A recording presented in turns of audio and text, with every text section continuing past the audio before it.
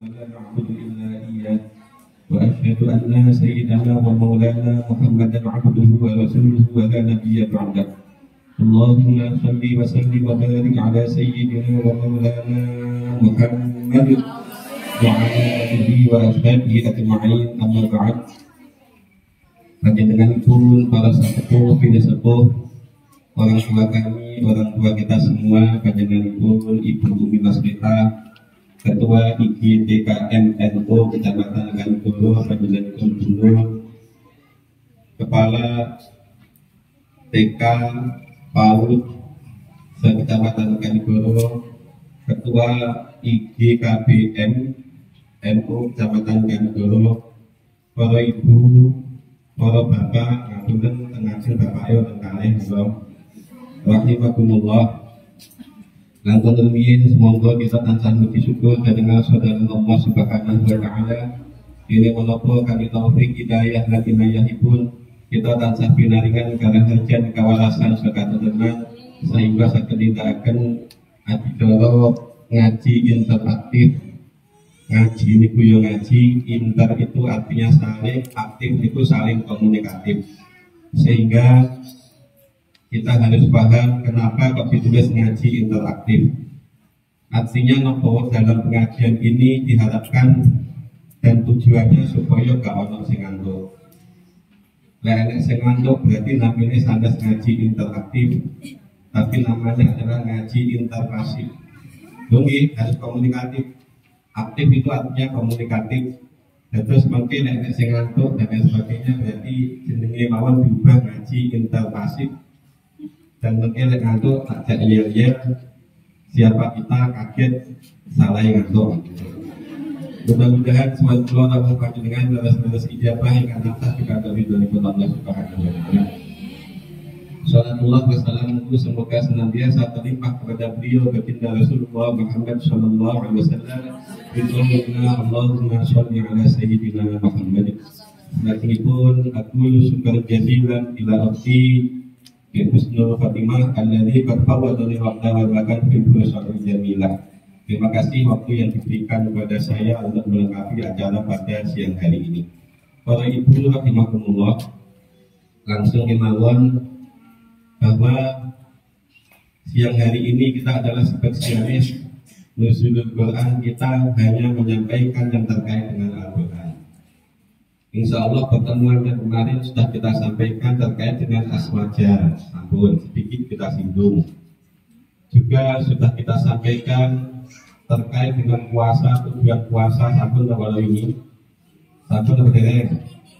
Kok bisa hari ini biar nak kerja ini loh dalam sampun toh?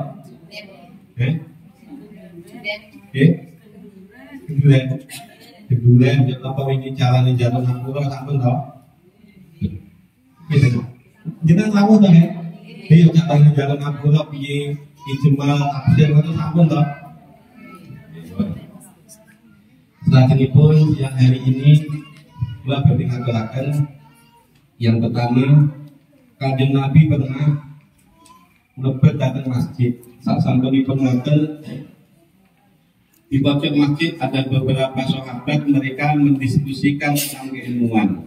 Tapi di pojok masjid yang lain mereka berzikir. Yang mendiskusikan keilmuan menganggap bahwa dirinya yang benar. Di pojok yang lain mereka berzikir menganggap bahwa yang benar di masjid adalah berzikir.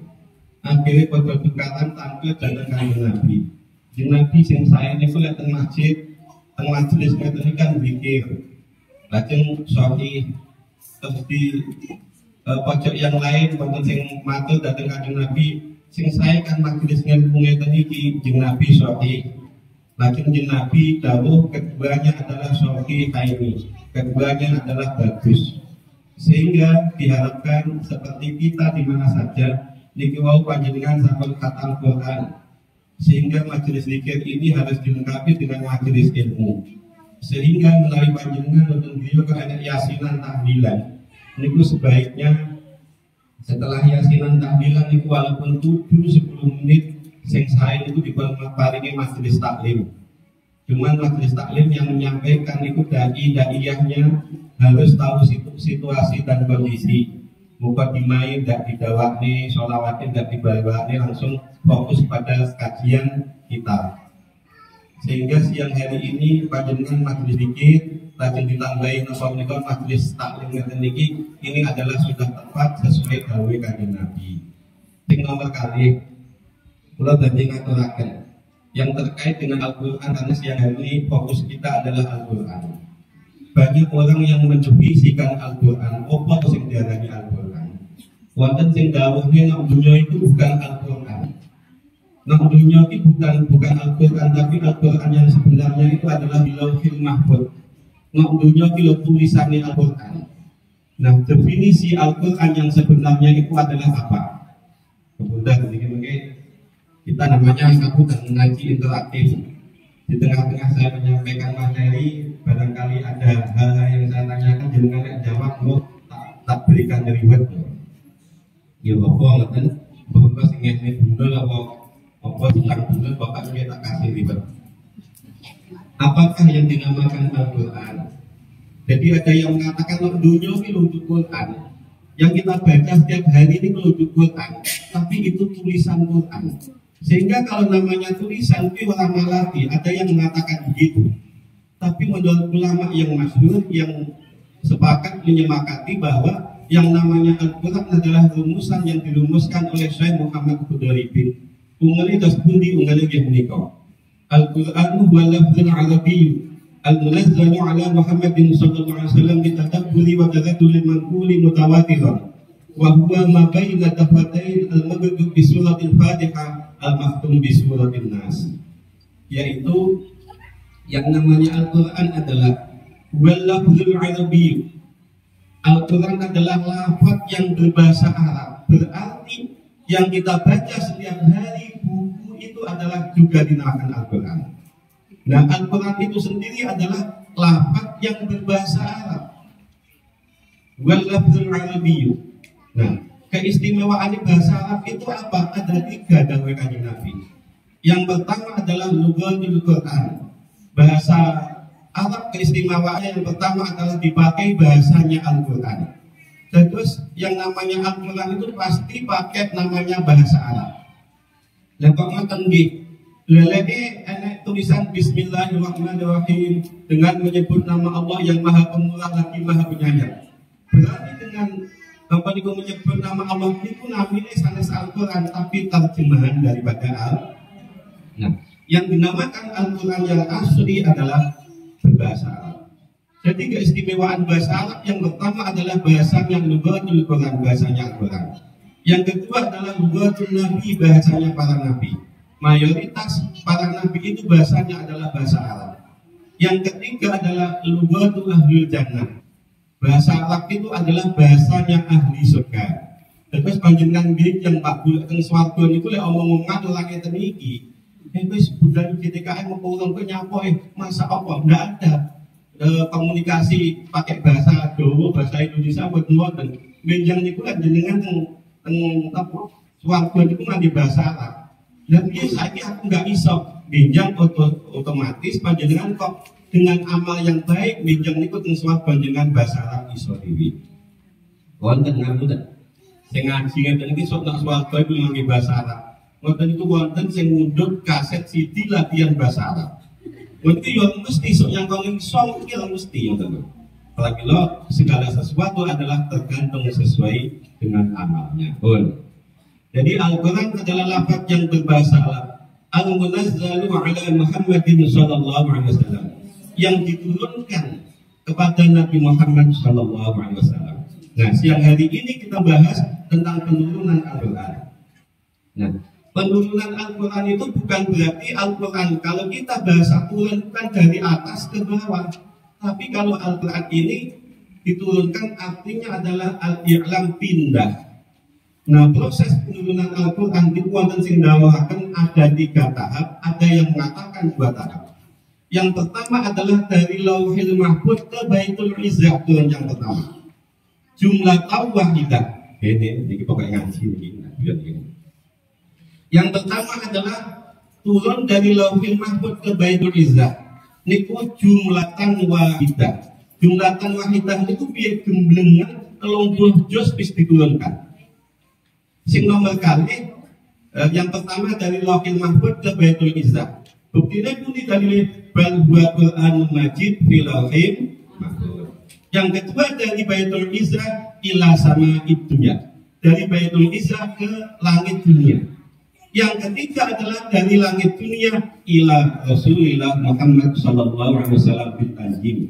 Yang terakhir adalah dari langit bumi ke langit dunia kepada Rasulullah dengan cara berangsur-angsur sesuai dengan situasi, kondisi, sesuai dengan kebutuhannya.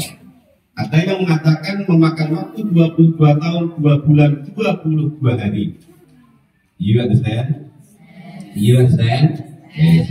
Tak tengok ini. Tadi yang pertama dari Lauhul Mahfuz ke Baitul Izzah ila sama'id dunya, yang terakhir dari sama'id dunya ila Rasulillah Muhammad sallallahu alaihi wasallam. Apa fungsinya Al-Qur'an yang diturunkan kepada Nabiullah Muhammad sallallahu alaihi wasallam? Litadabburi, untuk dipahami isinya, wa tadzakkuri, dan diingat selalu. Jadi Al-Qur'an itu fungsinya diturunkan adalah untuk dipahami isinya dan diingat selalu. Kalau ibu rahimakumullah, dengan adanya Al-Quran, diingatkan dan timbul dua ilmu. Kalau bahasa yang lebih ngetren, input dan output. Dengan adanya Al-Quran timbul dua ilmu. Ilmu yang menjurus kepada Al-Quran dan ilmu yang keluar dari Al-Quran. Ilmu yang menjurus kepada Al-Quran contohnya apa? Contohnya ilmu tajwid, ilmu qiraah, ilmu maratibul qiraah, ilmu i'jazul Quran, maratibul Quran, ilmu asulubil Quran, tawalifun nuzul, asbabil nuzul, i'jazul Quran, dan lain sebagainya. Ada 126 ilmu. Ada 126 cabang ilmu yang mempelajari tentang Al-Quran. Contoh, yang pertama adalah ilmu tajwid. Apa itu ilmu tajwid? Ilmu tajwid adalah, kalau bahasa Arabnya, saya dibawa yang besok. Adakah yang bisa menjawab? Apakah yang coba sama itu. Ayo. Apakah yang namakan tajwid? Ayo. At-tajwid itu berubah at-tahsin. Pastilakan qiraatul Qur'an bi'a'il huruf haqqaha min sifatillah wa mustaqaqalah. Yang namanya tajwid menurut bahasa adalah memperbaiki. Menurut istilah adalah qiraatul Qur'an bi'a'il huruf haqqaha min sifatillah wa mustaqaqalah. Membaca Al-Quran dengan menghadirkan hak-haknya huruf dan sifat-sifatnya huruf.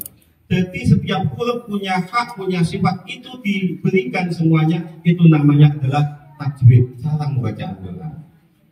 Di dalam kitab Mustalahut Tajwid dikatakan, "Irwajibun alaihimu muhattamu qabla syuru' awalan ya'lamu mafarijal hurufi wa sifatil yantiqu bi absaqil lughati ila akhirih." Awak itu saat menunggu baca Al-Quran diwajibkan untuk membaca, untuk mempelajari makhluk huruf dan sifatnya apa yang dipuji absorbil lugati, supaya awak itu ngaji Al-Quran dengan fasih dan lain sebagainya. Malam yujawidil Qur'ana azimu, sapa wong yang tinggal di tajwid, membaca Al-Quran tinggal di tajwid, maka dosane nek kono asimu. Asimu ki artinya dosa sing dablek ora mengakibatkan pahala dan dosa. Oh, niku kenapa? Satu, ilmu tajwid. Ilmu tajwid adalah ilmu yang mempelajari tata cara membaca Al-Quran. Yang kedua ada ilmu namanya ilmu qiraah. Ilmu qiraah beda dengan ilmu tajwid. Contohnya apa? Ilmu qiraah adalah ilmu yang mempelajari macam-macam bacaan di dalam Al-Quran. Contoh, di dalam Al-Quran itu ada istilah qiraah asyarah, qiraah masyhurah, qiraah sab'ah dan sebagainya. Oleh awal ITB yang tak baca setiap hari itu adalah namanya qiraah masyhurah, qiraah yang masyhur, yaitu riwayat Imam Hafiz dari Asim. Lesing macam-macam baca. Dengan ngaji wadduha, bunyinya kan ngeten, wadduha wal laili idza saja ma wadda'aka rabbuka wa ma qala. Itu riwayat masyhurah, riwayat Hafiz Asim menukil. Tapi dengan nanti kalau imam yang lain lek maca wala wadduha wadduha wal laili idza saji وإذ لكل همة الذي جمع ماله معده يحسب أن ماله أخلده. Itu jenengan surat apa?